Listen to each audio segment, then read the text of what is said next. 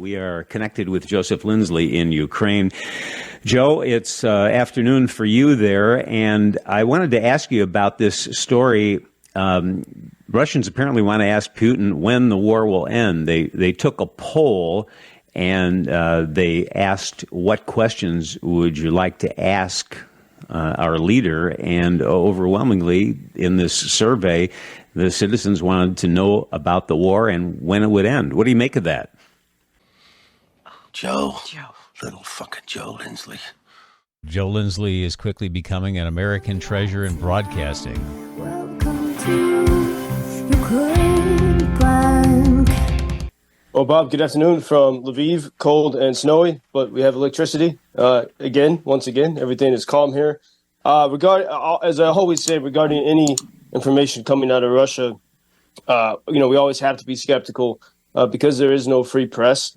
If Russians want to, anyone in the world can, if you have access to the internet, you can use a VPN and find ways to get around the government filters. So you can find information, but it's very hard there's no independent media that actually exists in Russia. In fact, independent media that did exist in Moscow, they're all in exile, often in the Baltic countries. They have to operate outside of Russia.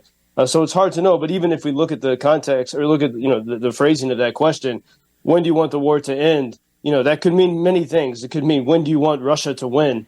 And so I don't necessarily think that that's an encouraging sign. And there's a lot of Ukrainians and others who've really been paying attention to the Russian economy and whether or not the sanctions have actually worked.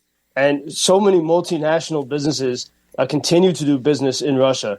And the war machine. And we have so many accounts of that the war machine has actually given people in Russia opportunity. People that come from villages in far-flung places in Russia. So the government says, hey, if you lose your son in battle, we'll buy you a car. And this is a very sad reality, but this is that sort of shows us how backwards undeveloped Russian society has been.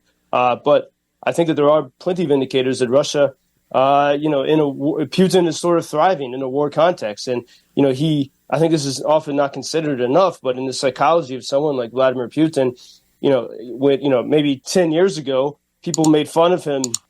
He was sort of a joke on the international scene. There was a bizarre video I saw. You can find it on YouTube. Look up Putin and Blueberry Hill. And he was at some event with people from Hollywood, and he was singing very poorly, a very poor rendition of Blueberry Hill. And it was sort of bizarre, and he was sort of a clown. But now people are afraid of him. And this is probably exactly what he wants.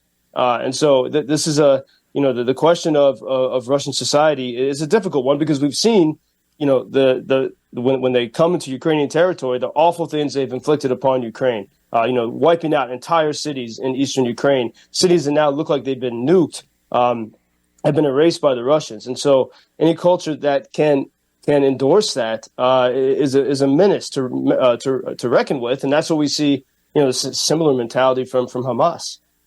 Yeah, and speaking of that, Joe, because you're such an astute insider and a great student of world history, I wanted to ask you a question about what's going on in Israel.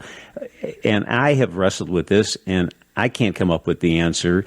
What do you think Hamas thought would happen after their October 7th attack? What could have been their goal? I mean, they had to know there would be a massive retaliation. Yeah, I'm sure that they precisely knew there would be a retaliation, but they also knew that they could easily get sympathy around the world and very quickly turn the headlines around into something against Israel and in favor of Gaza, of the Palestinians, but really of Hamas. And so that's exactly what we've seen, is that they've very adeptly been able to garner sympathy in such a way that removes from people's minds and even from the consciousness of the media what happened on October 7th. And finally, it was the UN Commission on Women's Rights. 2 months after Hamas invaded Israel and kidnapped and raped and slaughtered women at that peaceful music festival, it took 2 months for the UN's Women's Rights Commission to condemn that, even then in a very soft way. The BBC now is finally going and investigating. Even people in the media were questioning whether or not the the festival goers in Israel, were they raped or were they just killed? And so, the focus is on, were the Israelis, we also heard the story, were the Israelis making up the fact that babies were beheaded? And so all of the fact is people were murdered and tortured and slaughtered in their houses. But we start nitpicking on sort of the Israeli side while ignoring real reporting on what Hamas is doing within Gaza. For one, there's no free press there, so it's tough to report on the reality. And it's the same story that we see with the in-depth reports, as we talked about yesterday, the Washington Post investigation into the Ukraine's counteroffensive. And they can talk to sources here. They can talk to sources in Washington, but they can't do in-depth investigations into what's going on in Russia. And by the way, that massive Washington Post report on Ukraine's counteroffensive, which said that it had failed, never mentioned Ukraine's successes in the past months in the Black Sea at destroying or neutering Russia's storied Black Sea naval fleet. And they never mentioned how Russia exploded the Novokakhovka Dam in the very beginning of the counteroffensive, which surely disrupted the operations. And so I think, we see Russia and Hamas and Tehran, they've even met with each other in Moscow and Tehran since Hamas invaded Israel. So we see that they are allied, and they know how to play the media angle very well. And of course, now we're not hearing much about the war crimes committed by the Russians in Ukraine. It is all overshadowed by what's taking place in Israel, isn't it? Well, it is, and then also by debates, domestic debates in America. And we see now what's going on in the Congress. That the Republicans are saying they will not support funding for either Israel or Ukraine unless border security is dealt with. And there, we can look at that in different ways. What one angle is, for those who do care about victory for Israel and victory for Ukraine, and especially the Democrats who've been speaking about Ukraine, this is a test. Do they care enough? Is this important enough for them to make some compromise with Republicans on border security, for example, or is it better not to compromise on that and to compromise on Ukraine? This is the test that that's before the American leaders, and still in all of these discussions, whether it's aid for Israel or aid for Ukraine, it's always the numbers are always hard to make sense of for us regular people. We hear billions and billions and billions, and in this in the White House's package that they're trying to get Congress to approve for Ukraine, we hear again all these huge figures are tossed out, including $2.3 billion in benefits for Ukrainian refugees. Now, that just doesn't make sense to me. I mean, I'm here every day. I know Ukrainians who are abroad. I know many volunteers who come here to help Ukrainians.